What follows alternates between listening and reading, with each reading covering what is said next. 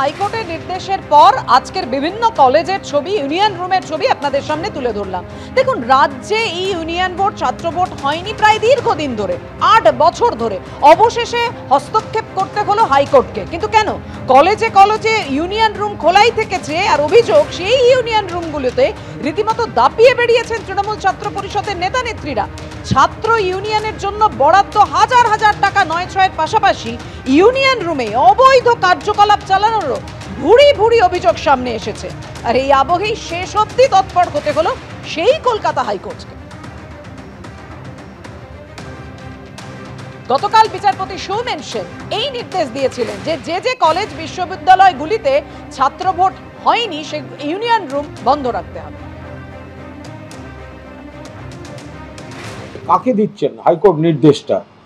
সে তার কাছে সেই লিখিত অর্ডারের কপিটা যাবে, তারা লাইন টু লাইন খতিয়ে দেখবেন, তারপর সেই অর্ডারটা পরবর্তী ধাপে আবার সেই জায়গাটায় যাবে কি যাবে না, তাদের আইনজীবীরা কি বলছেন সেটা তো দেখতে হবে।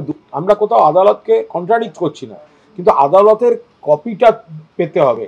কপিটা পেয়ে সেই কপিতে কি আছে আইনজীবীরা দেখবেন, কাকে এই ডিরেকশনটা দেওয়া হয়েছে, মানে কার উপর দায়িত্ব, তারা পড়বে, তাদের লয়াররা পড়বে, তারা তারপর সরকারি দপ্তর থেকে যাবে। ফলে সেই অনুযায়ী আইনে যা যা আছে আদালতকে পূর্ণ সম্মান দিয়ে আইন অনুযায়ী ব্যবস্থা হবে। ইউনিয়ন রুমগুলো এই মুহূর্তে খোলা থাকার যেভাবে কথা না, কিন্তু খুলে রাখা হয়েছে এবং যেভাবে তার ব্যবহার হচ্ছে এটা পার্টি অফিস হয়ে গেছে।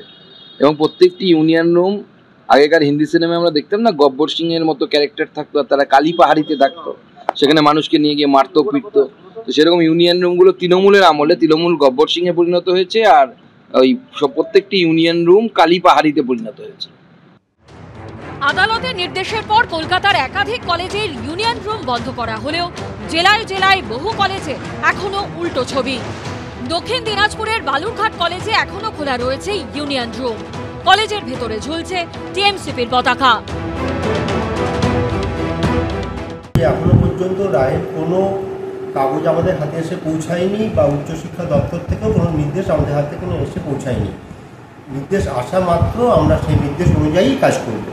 দুর্গাপুর মহিলা কলেজেও খোলা রয়েছে ইউনিয়ন রুম।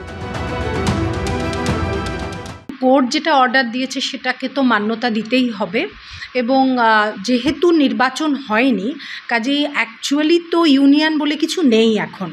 আবার যখন ইলেকশন হবে তখন আবার ইউনিয়ন ফর্ম হবে।